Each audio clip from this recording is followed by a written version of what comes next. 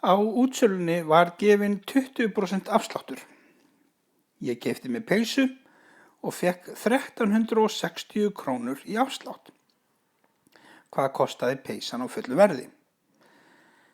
Ég sem sagt veit ekki þetta fulla verð, sem þá heildartalan eða höfuðstóllinn. Ég veit ég fekk afslátt sem prósentan, hann var upp á 20% og ég skrifa þá tugabrót til 0,20. Og hluturinn, sem sagt afslátturinn, þá 1360 krónur, 1360 krónur, það kemur þá hérna í hlutin.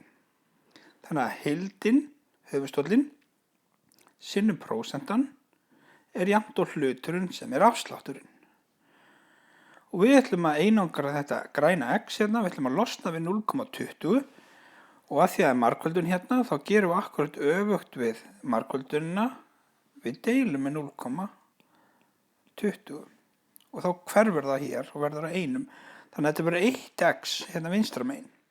En ef ég deili svona vinstra megin samansammerki, þá náttúrulega verður ég að gera það sama hinum megin.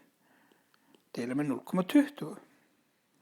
Þá fæ ég út að 1x sem heildarverðið, fulla verðið á peysunni, stundum kallað höfuðstóll, þá jafnt og 1360 krónur deilt með 0,20 sem þá jafnt og 6.800 krónur. Þetta þá heildarverðið.